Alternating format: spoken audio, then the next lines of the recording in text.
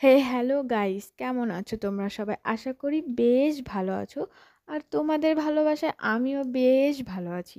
তো সকাল সকাল আজকে রান্না বান্না নিয়েই কয়দিন ধরে ব্লগটা শুরু করছি। তো আজকেও রান্না বান্না নিয়েই ব্লগটা শুরু করছি। সকালবেলা আমার শ্বশুর কাজে যাবে, তার জন্য আর কি আলু সেদ্ধ ভাত বসিয়ে দিয়েছি। তো আলু সেদ্ধ ভাতটা বসিয়ে দিয়ে আলুটা মেখে দিয়ে ওনাকে খেতে দিয়ে একবারে ঘরে চলে এসেছি ঘর গোছাতে। তো আমি দুদিন ধরে কোনো ঘর গোছাইনি, ঘরটা পুরো এলোমেলো হয়ে রয়েছে। তাই বিছানাটা ভালো করে গুটিয়ে নিচ্ছি, বেড কাভারটাও একটু চেঞ্জ করে নিচ্ছি। চেঞ্জ করি বলতে একটু ভালো করে পেতে নিচ্ছি, চেঞ্জ করিনি, ভালো করে পেতে নিচ্ছি। আর এদিকে বেড কাভারটা ভালো করে পেতে টেতে নিয়ে বিছানাটা সুন্দর করে গুছিয়ে অনেক জামা কাপড় পরে রয়েছে নিচে, জানো তো। তো ওই জামা কাপড়গুলো না গোটানোই হয়নি কয়দিন ধরে। তো না থাকলে না কোনো কাজই করতে ইচ্ছা করে না, সেই দিনকার সব পড়েই থাকে। লোকজন আসলেও কোনো কিছু মনে হয় না যে কাজগুলো পড়ে রয়েছে করি, মানে একটুই ভালো লাগে না কাজ করতে। তার জন্য সব জামা কাপড় কয়েকদিন ধরে পরেই রয়েছে। তো আমি বিছানাটা সুন্দর করে গুছিয়ে বেড কাভার টেড কাভার ভালো করে পাতলে, আমার হাজব্যান্ড বাড়িতে থাকলে আমার বেড কাভার ঘর দুয়ার সব এলোমেলো হয়েই থাকে। এইখানে জামা কাপড় রেখে দেবে, খাটের হ্যাঙ্গারে জামা কাপড় রেখে দেবে, সব এলোমেলো হয়েই থাকে। তো আমি বলছি তুমি তো আর দুদিন আসো, তো এলোমেলো যত করার করো, আমি একবারে তুমি চলে যাওয়ার পরেই গুটাবো। তো কালকে চলে গেছে কাজে, তাই আজকে আমি সব গুটিয়ে নিচ্ছি। কালকে আমি আর কিছু গোটাইনি, কালকে আমার ভালো লাগছিল না তাই। তো আজকে সব গুটিয়ে নিচ্ছি। এইদিকে মশারি ভাঁজ করার, যা জামা কাপড় ভাঁজ করার, ওরই বেশি জামা কাপড়, আমারই কম। তো ওই জামা কাপড় সব ভাঁজ করে নিয়ে এখন সব গুটিয়ে নিচ্ছি। আর সব পড়েছিল ড্রেসিং টেবিলের সামনে, ফেলে রেখে দিয়েছিলাম, কিচ্ছু গোটাইনি। তারপর সব জামা কাপড় ভালো করে গুটিয়ে এদিকে ওই শার্টটাও ভাঁজ করছি। এই শার্টটা হচ্ছে আমাদের রিসেপশনের, তার জন্য এটা একটু যত্ন সহকারেই গুটিয়ে রাখছি, কারণ এগুলো একটু স্মৃতির জিনিস, তাই আর কি। তো সব গুটিয়ে গাটিয়ে রাখছি।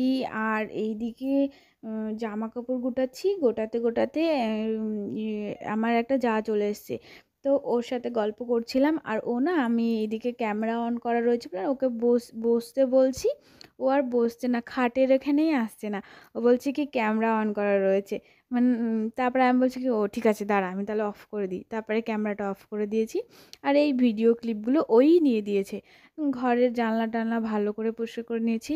আর আমাদের জানলায় নেট লাগিয়েছে, তোমরা দেখতেই পাচ্ছ, ওখানটা একটু বেশি ঘোলাটে ঘোলাটে ভাব। তো জানলায় ভালো করে নেট লাগিয়ে এইদিকে নেট লাগিয়েছে আর কি। তারপর আমি ঘরটার ভালো করে ঝাড় দিয়ে নিচ্ছি। ঘরটাও মনে হয় আমি কালকে ঝাড় দিইনি, আমার শাশুড়িই ঝাড় দিয়েছে, আমি ঝাড় দিইনি। আমি কোনো কাজই করিনি, শুধু রান্নাই করেছি দুবেলা, আর কিছু করিনি। তো ঘরটার ভালো করে ঝাড় দিয়ে নিচ্ছি। নেওয়ার পর আমি না স্নান করতে চলে যাব। আর ওকে না দেখিয়ে দিচ্ছিলাম যে এইভাবে ক্যামেরা ধরতে হয়, ওইভাবে ক্যামেরা ধরতে হয়, মানে বড় পণ্ডিত হয়ে গেছি আমি। তো ও ও দেখছিল, ও বুঝতে পারছিল না। তারপর আমি আবার দেখিয়ে দিচ্ছিলাম, আমি যে এইভাবে ধরবি, এইভাবে ধরলে ভালো হয়। তো আমি উল্টো করে ধরে, নিজেই উল্টো করে ধরে তারপরে আবার সোজা করে ধরেছি। তো স্নান করে এসে একবারে পুজো দিতে চলে গেছি, পুজোটা দিয়ে নিয়েছি। আর আজকে তো আমার সকালের রান্নাটা তো হয়েই গেছে, বেশ করেই ফেলেছি সকালের রান্নাটা, তার জন্য আমার এই সকালবেলাটা না রান্নার কোনো টেনশন নেই। আর আজকে শনিবার যেহেতু, তো তার জন্য নিরামিষই রান্না। তো দুপুরবেলা রান্না আছে, দুপুরবেলা তোমার কিছু একটা হয়তো করব, আমি এখন কিছু জানি না, মানে ঠাম্মা আসবে তারপরে।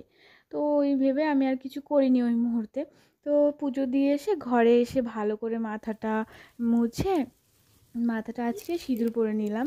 তারপর এদিকে ঠাম্মাকে এই ডাটা এনে দিয়েছি। ঠাম্মা বললো কি তাহলে দুপুরবেলা পাঁচ তরকারি, ডাল আর ভেন্ডি ভাজবে। তো ওটাকে ভেন্ডিও বলে, আবার কিছু কিছু লোক ঢ্যাঁড়স বলে, তো যে যেটা বলে।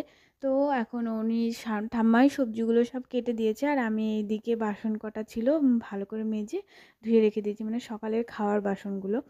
আর সবজি কাটার পর আমি বলছি ঠাম্মা এখন তো তাহলে বৃষ্টি পড়ছে না, আমি রান্না বসিয়ে দিই, নাহলে কখন বৃষ্টি চলে আসবে কে জানে। আর আজকের ওয়েদারটা না সকালবেলা থেকে প্রচুর ভালো ছিল, একবার মানে খুব গরমও নেই খুব ঠান্ডাও নেই, ভালো সুন্দর ওয়েদার ছিল, হাওয়াও ছিল।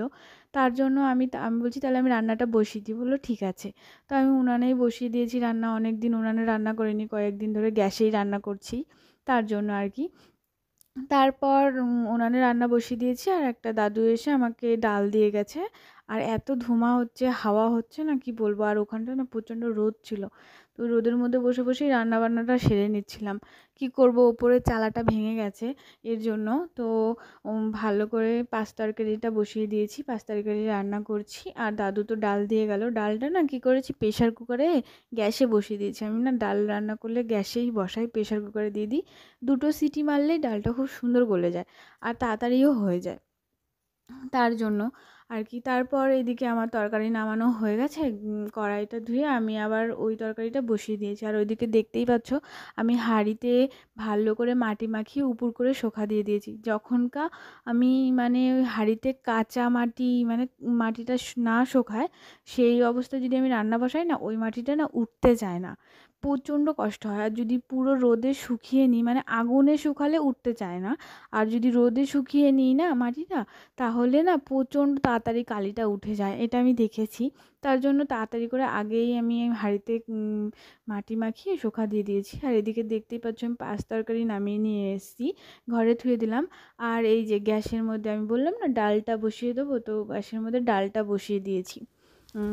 ডালটা ভালো করে একটু ভেজে নিয়েছি, আমি প্রেশার কুকারেই ভেজে নিই, ওটা আর আলাদা করে কড়াইয়ে নামাই না। তো প্রেশার কুকারে হালকা করে ভেজে নিয়ে তার মধ্যে ধরো জল আর ওই যে চাল কুমড়ো দিয়ে দিয়েছি, দুটো সেদ্ধ বসিয়ে দিয়েছি।